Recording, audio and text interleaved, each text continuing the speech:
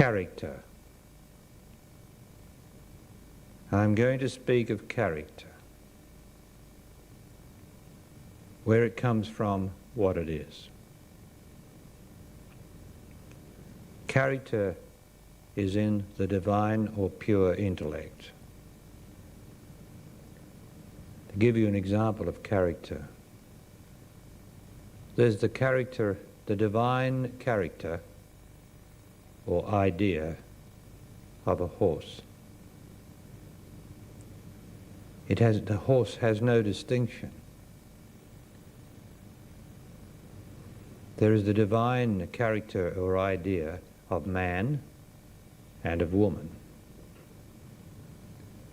And the divine character is the potential that every man and every woman is endeavoring to realize by their living life. It is a divine idea, therefore it is of God. And no one can deny that every man and every woman is endeavoring to realize some sort of ideal of either goodness or ambition or rightness, something that to each one is an ideal.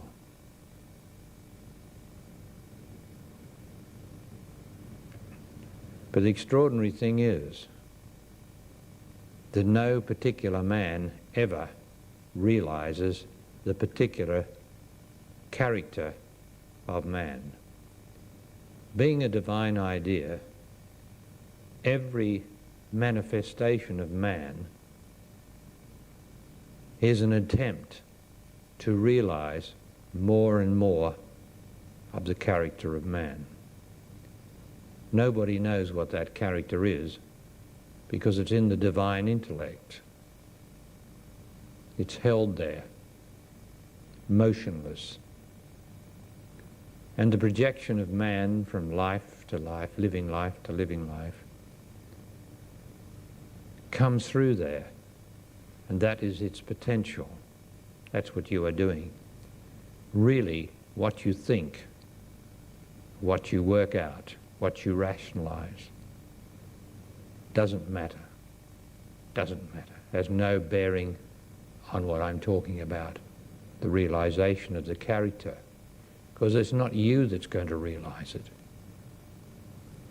It's just that it has to be done as everybody's life. So there is a sense in man, the character of man seems to be related to nobility and nobleness of spirit, of character. And every man in his own way is endeavoring to realize or be an aspect of that, nobility. His interpretation of it, each man, individual man's interpretation of it, is quite different.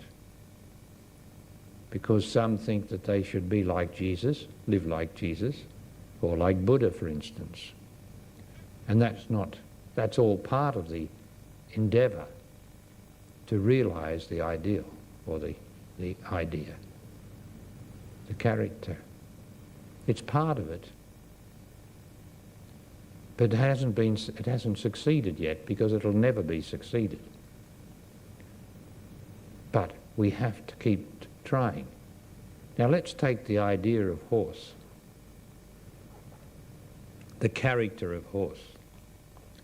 Man thinks that by interbreeding horses, as he's been doing for thousands of years, for thousands of years, the different strands that he breeds for racing, for doing this, for doing that, he thinks that he is doing it. But really he is simply an impulse of the life force that is helping horse to be realized in matter here in this present. Because every aspect of horse is, in combination, is a part of the character of horse. The same with dogs. So man has bred spaniels, so it is, with the long ears, as gun dogs, and then he's bred sheep dogs who can round up the sheep. And the whole thing is the character of dog that is evolving. And man is simply one of the impulses, like water is to the tree, that allows it to change, or the air or the pollen drifting on the air. All these things allow everything to change, to start to express more and more the idea in the divine intellect of horse or tree or man or woman. There's no person in it. Everyone is a contributing factor, an impulse, part of the impulse, helping the trees, helping the animals to realize more aspects of the divine character. And so there are various characters in man, in particular men. We seem to realize, we seem to regard only the noble as the character, but then I don't know that that's true. Because no man is all noble, is he? He endeavours to be more noble, but does he? He also endeavours to be more rich. He endeavours to have more power. He endeavours to control more men. He endeavours to control women. All that is an endeavour for the character of man to be expressed in existence. Now, what this character is, we can't say. It can't be said what the character of horse is. This seems to have been said way back by Plato, but he never went into it in any great detail. The idea. Now, I know more about it than Plato ever recorded that he knew, and that's what I'm endeavouring to tell you now. So every living life, not as a reincarnation, but as a recurrence of what I have told you is the divine imprint in you. Now there's the divine imprint in the life that is inside of you, which you can't name, you can't particularize. You are life. So you just got to accept it, because when life withdraws, you're going to get sick or you're going to die. So you are life. And that life consists of a resonance or a vibration consistent with your self-knowledge from living life, or that life's self-knowledge. This is your identity, your real identity, not your name, not your house, not where you work, not your address and all that stuff which is projected, because manifested out here by the mind. But your self-knowledge is what is carried forward from life to life, not the person. You'll never know about it. Not you who's here listening to these words, not I. Not I who's saying them. I'll never know about it. Because it is a great, wonderful, wonderful process that's going on, which has no individuals, no persons in it, no individuals, no interpretations make any sense. It's just going on. And that's why everybody dies and everything dies. Because it's just going on. He can go on perfectly well without you. Perfectly well, without very long. Goes on perfectly well. But the point is that the imprimatur, now an imprimatur is an imprint, right? Imprimatur, although the ata gives a certain authority to it. Imprimatur is an imprint. And an imprint is what we would call in another term a mark. And a mark is a character. So when writing first started, they started with marks for numbers and for hieroglyphics. Marks, which were characters. And so if we at some level, A, B, C, D, E and all the rest of it is regarded as characters. Marks. Now if we go back to your life, which is in that body now, it is imprinted with the character, the self-knowledge that has been accrued or has been gathered in the living lives of that life. Although life is utterly and completely one, there is this extraordinary identification called self-knowledge as far as human beings are concerned. So you see, that is your character, is your self-knowledge. But your self-knowledge is not necessarily expressed, all of it, in this living life. What happens in this living life is you are mostly given situations, conditions to cope with to the best of your ability. And me too, no exceptions, to the best of your ability.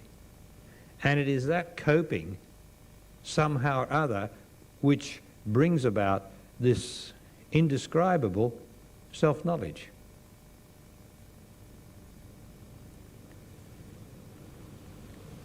And that self-knowledge, so, is your character. You have a character, you have that character behind your living life now. That character which is in the life inside of you is behind your living life now. But you have to live. There's a light from that character. There's a light from that life that shines into your living life, which is a manifestation of body and mind and emotions. So the light of your character, your self-knowledge, does shine in and will influence things.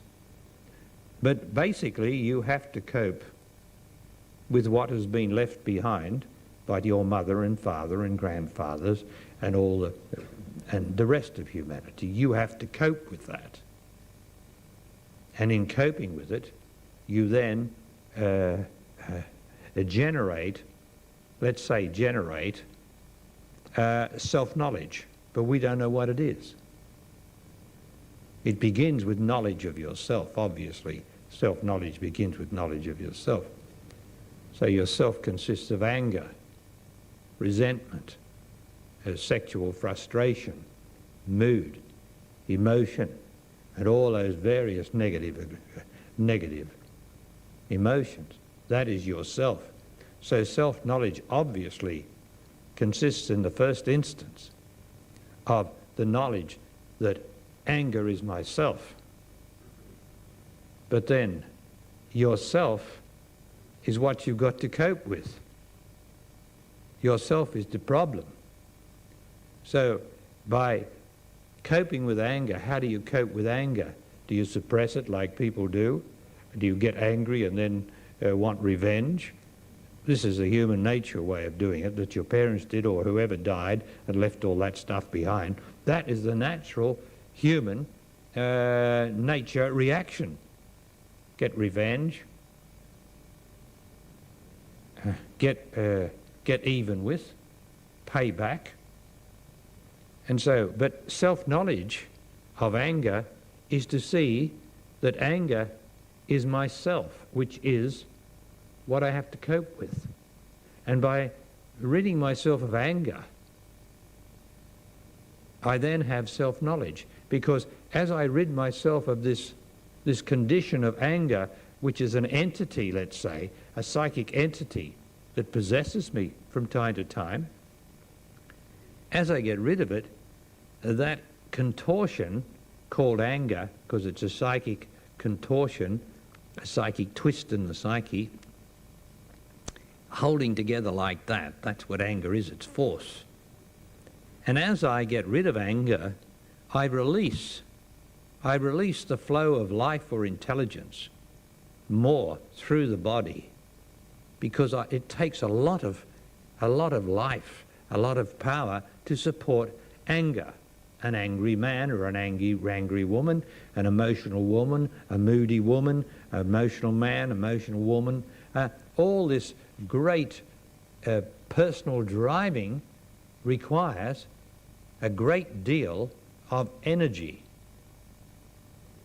And when we get rid of anger, moods, frustration,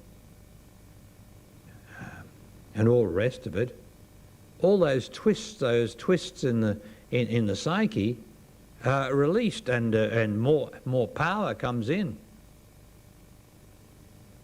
Now, not power to do anything, not more power to be more ambitious and kill more people or invent more lethal inventions, not that sort of power, but more self-knowledge power, more power to overcome any negative, self-doubt, for instance. More power to overcome fear, because self-doubt and fear are still distortions in the psychic flow. So as I know myself, then myself disappears as attachment to anger and those other emotions, and then there is more self-knowledge, because as I dissolve this thing, it reveals knowledge to me, and that knowledge is self-knowledge. Whereas what the world worships is information and knowing, like all the university professors and all the people, the poor students out there having to study all that information and knowing. There's no self-knowledge in it. But the action of having to study, having to go through the pain of it, or the enjoyment of it, and the exams and the flaking out and all the rest of it that happens, that is coping with the human condition, which has been left behind by all the people that die, and each of us has a portion of that. And as I give that up, or first of all by understanding it, and then by dissolving it as a force in me, that generates self-knowledge. Now, as far as I can see, the final self-knowledge that's possible here is the knowledge of the vastness of the power behind the whole of existence. Because to begin with, the power behind your manifested living body is life. I don't know whether anyone has ever said that before, or whether anyone has ever really realized it. I don't know that, because I haven't heard anything about it. I've heard about worships of all sorts of things, but not the obvious fact that this body is sustained by the power of life, as is every body sustained by the power of life. Now, is that true? Or is Barry Long made it up?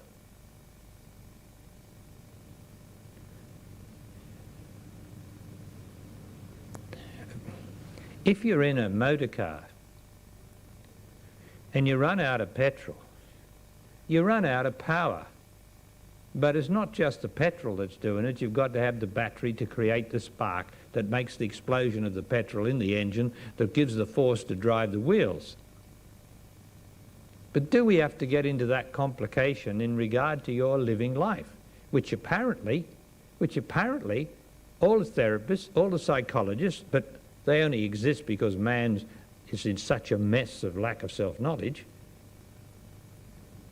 Is it so difficult to grasp the fact that empowering that body now, this very moment, that's allowing this body to speak, is life? And that as soon as life withdraws, the body gets sick, or partially withdraws. It's beneficence.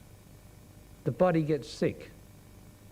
And as soon as life is there full, people are down there surfing and enjoying the day and romping around, enjoying the apparent power of their body. But they haven't got the power of their body. Their body's a force, because it takes force to jump around.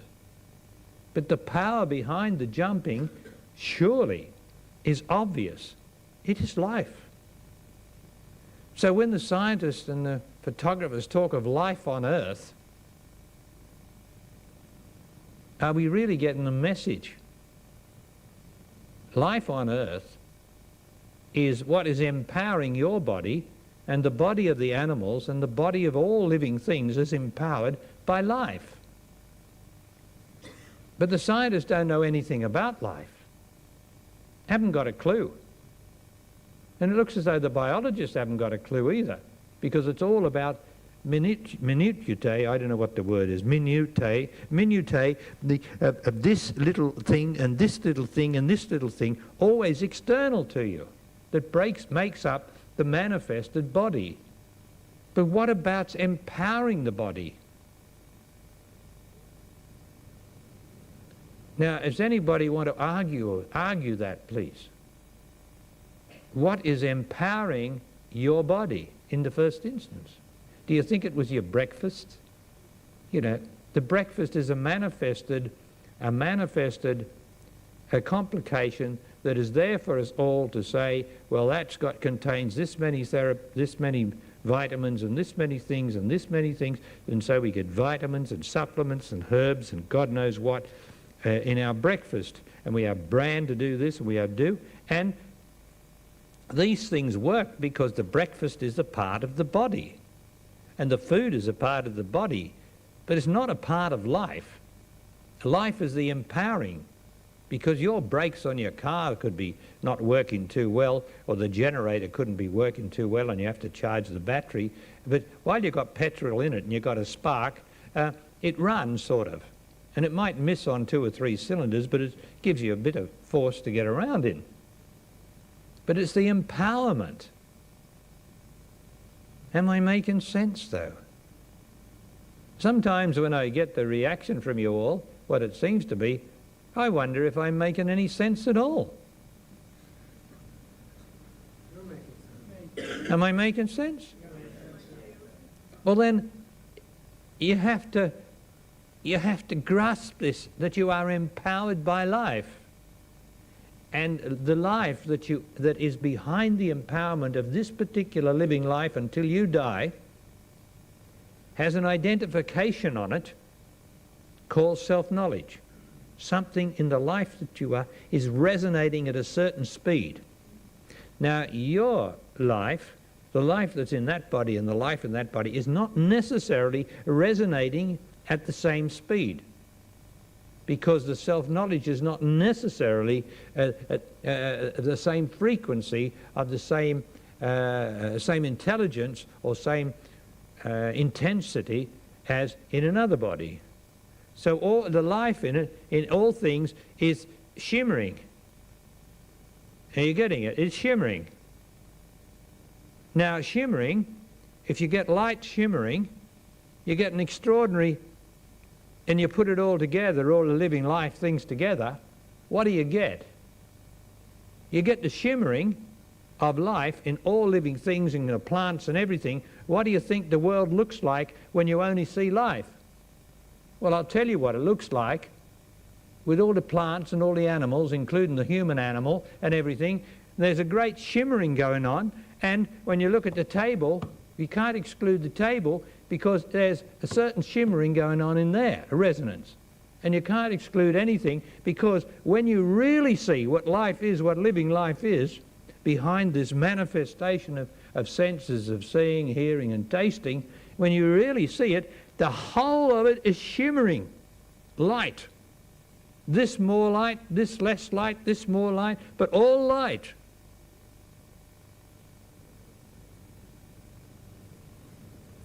Shimmering with the character that has been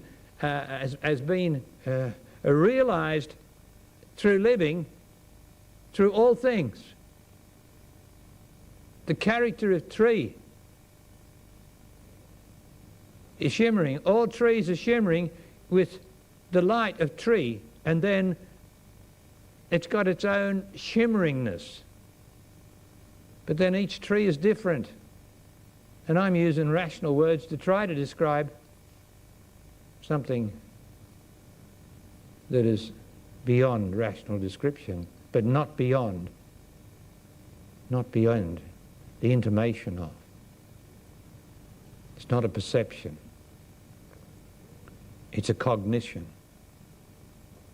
Cognition comes from the word gnosis, C-O-G-N-O-N-O. G-N-O comes from gnosis. And co means with gnosis, with knowledge. And what we go on is data, information, knowing from a crazy mind that puts things together and tries to work things out. And it can only work out how a motor car works or something like that. It can't work out love, life, truth, death, or God, which is what I'm talking about. The character behind each of you and me. Now the extraordinary thing, I mean, that's extraordinary enough, isn't it? Okay. Said the even more extraordinary thing than that in the divine intellect, which is way, way back inside of you, is the character of man and the character of woman, which has never been achieved and never will be achieved, but it is there in its supreme and superlative state as an idea in the divine intellect.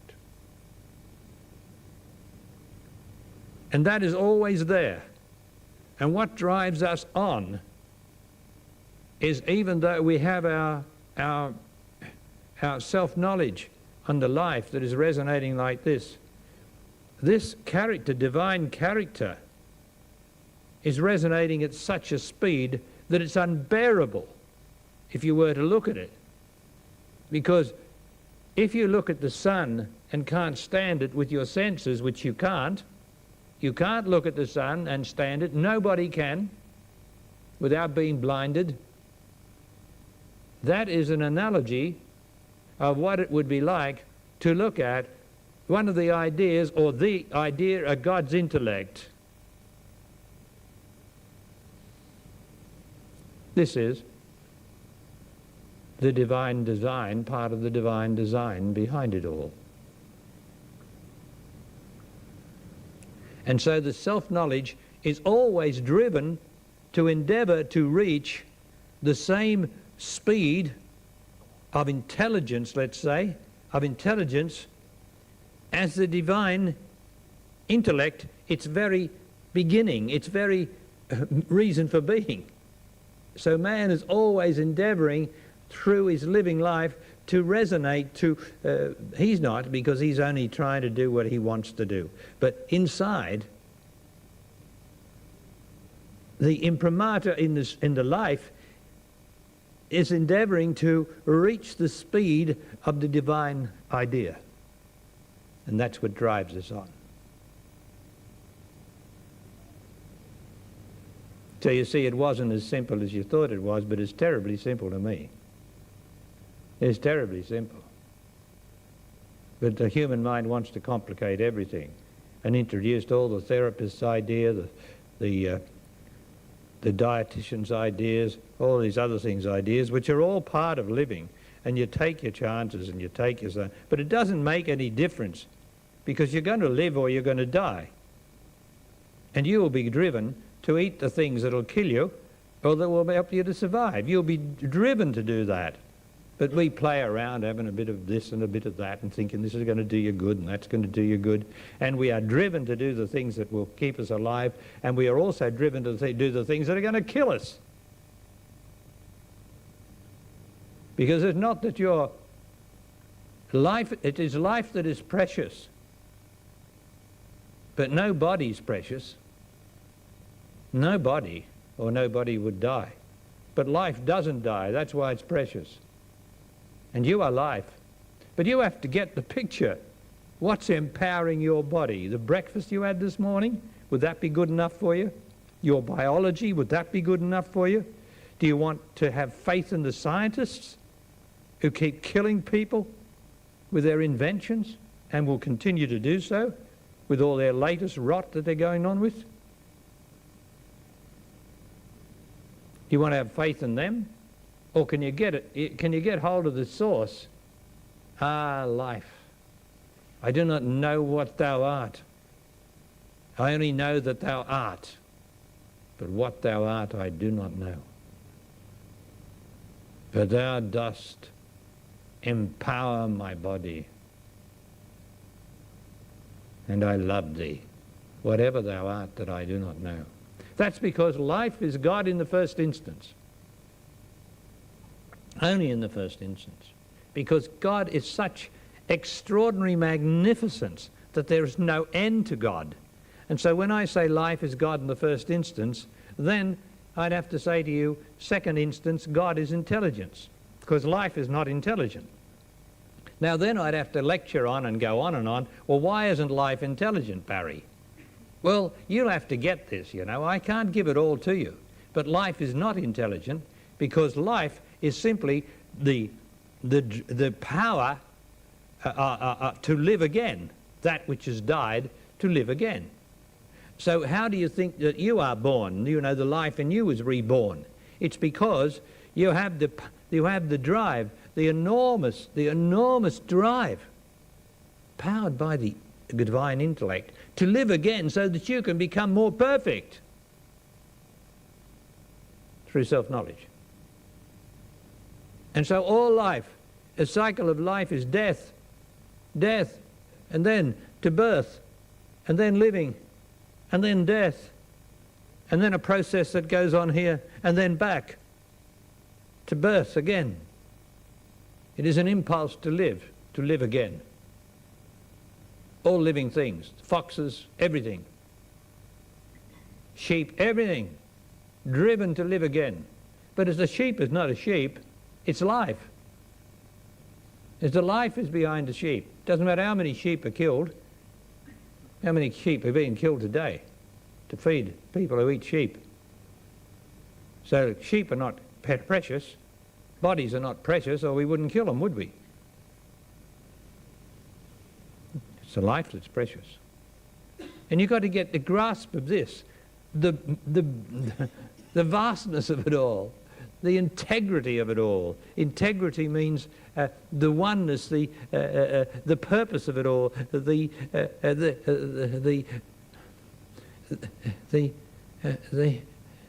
integrity, the rightness of it all. You've got to get this. But all we do is find, oh, this is not good and that's not good and this is not good, because we love to worship the not good. We are persons, and the person has got to die, because the person is the cause of most of our problems. And you don't matter that much, the person. Doesn't matter that much. But it's been made by God, driven, the intelligence that's in the body, the instinctual intelligence, has, by whatever it is, has driven the intelligence that's in the body, because the body's far more intelligent than I am, and I have arisen out of the body, and I'm surveying the entire scene through my senses, but everything's really happening inside, and I can't see inside, because I'm an external intelligence, always related to my job, my mother, my father, my lovers, and where I'm going tomorrow and what I'm doing for holidays. And it's my body that does all these things, but I am the intelligence in it. And I'm so unintelligent. Well, aren't I unintelligent? I mean, if you can work out Einstein's theory, does that make you intelligent? Really? Or is it to know the vastness of it all, to just grasp the vastness of it all, like now? And that's it. You are not striving for anything as a person. You and your mind and emotions are not doing anything, and nor am I. It is just happening, driven by the divine, perfect idea. Through this whole process of living, dying, being born, and then the whole process goes on, whole process, because you're not going to live, are you? If you live to 140, you're still not going to live, are you? To 200. You're still going to die. You've got no hope. Nothing that you've ever done is ever going to last. But something is lasting. Something has purpose in it. Thank God it's not due, there's not something to do with my mind or emotions. Thank God for that. It is something beyond my mind and emotions called self-knowledge. And that's why in this teaching it is suggested to you that you dissolve this corruption of anger and moods and emotionality. Dissolve it so that you can get the full flow of life which makes you intelligent to come through this brain and this mind, and so enlighten the mind, because you're not holding on to anything that's not real. And whatever is thought by the human mind or held by the emotions is not real. It is only an impediment, an obstruction. So all your thoughts, all your sciences, all your devotion to science, all your devotion to anything, your attachment to it, is purely part of the great waste of time which living life is. Except that, through it all, this wonderful process of self-knowledge, which cannot be accessed, is going on. Now, nobody's ever told you that truth before, and I don't know of anyone alive, master or anything, that can tell you that truth. Only I know it and can talk about it forever, if only I have the listening ears to hear it. But you, it's yours. It's yours. It's not just mine. It's yours. It's your life. It's your life. And if you love the God immanent in you, the God inside you, you are loving that wonderful light of self-knowledge, which is there, shimmering, shimmering. So people see the light, don't they? What do you think they see the light of? The sun or something? It is the shimmering light. It's the light at the end of the tunnel that people often see in near-death experiences, the life at the end of the tunnel. What do you think it is? It's the shimmering or white light of your own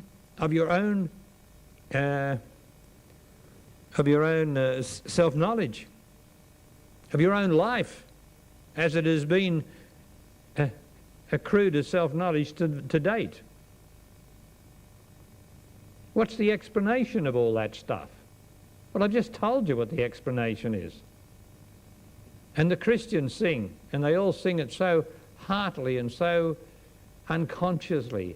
Lead, kindly night, light beneath the encircling gloom. Now, I don't know of any gloom. I don't know of any gloom except my stupid mind and emotions and beliefs. That's my gloom, and then I need the lead kindly light to lead me on when I should be leading the light on, or I should be part of the light. All this talk of gloom, of blackness and unhappiness is all talk of a mind and emotions that is completely materialistic and intellectual. And it's a pity that we've only got to use the word intellectual for scientists and mathematicians and all the rest of it, who love this intellectual mind, mental stuff. When the intellect, I don't know what science says about the intellect. I don't think they have any clue about what the intellect is. I don't think they have a clue what I'm talking about. But I have. That's all that matters. And I will endeavour to impart it to you, because what you hear, when you hear something and you are in my presence here, something happens to you. And it doesn't matter whether you believe it, whether you accept it, whether you grasp it or not, doesn't matter. The fact is that it is going back to where it came from. For that's what listening hearts are for. Listening hearts, not just listening ears, listening hearts are for. So that which is within can be affirmed from that which is without. So mostly our anger is affirmed for us from without. Things go wrong over here. So we're angry about it, and so things go wrong again, so that it can affirm the anger within me. But what about self-knowledge that speaks to you and says, I am affirming your self-knowledge. I am affirming your love of God. I am affirming your love of life. I am affirming the fact that your body is empowered by an extraordinary thing we cannot even describe called life, which is in every living thing. That is affirming your self-knowledge. Because the external has to affirm that which is within.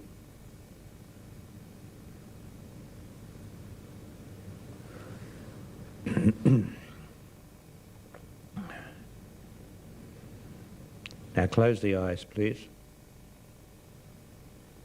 and be still. This extraordinary thing, life, is resonating inside of you. I call it the flow of life, but it's not even flowing. It's too magnificent for that. It's just there. But it's renewing every moment. And that's what's empowering the body. And that light, that life is a light, different light to the sunlight, absolutely different, lighting up the darkness within, which is the subconscious.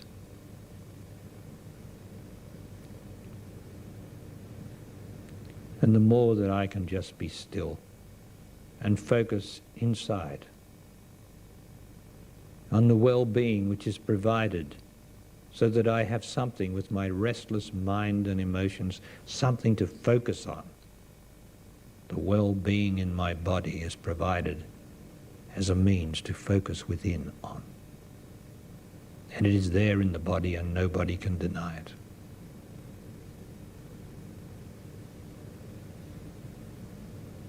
So be still and know that I am God. And don't put your eye out here on the speaker. Be still and know that I am God is an old quotation from the Jewish prophets. But of course the human nature would put it like they did on Jesus. Come unto me, all ye who labor. And so they say Jesus means Jesus instead of God.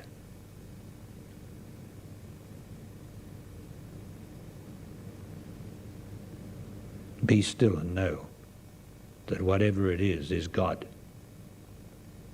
And God has many, many levels. But each level is pure and beautiful and more light, lighter and lighter,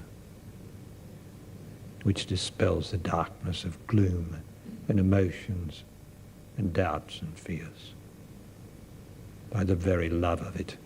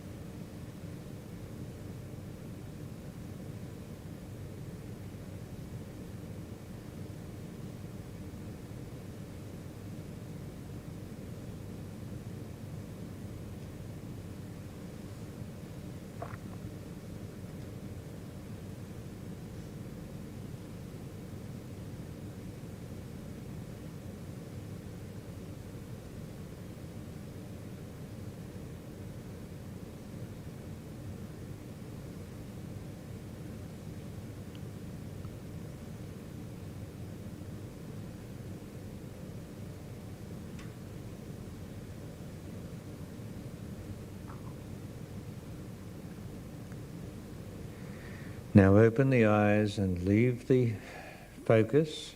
You can have the focus in both places as much as possible on the stillness of the life within. And then you enter the world of the senses where everything moves and changes. And if you want any more affirmation regarding intellect, the divine intellect, the human intellect, or the divine idea or ideas, then I commend to you my Origins of Man and the Universe,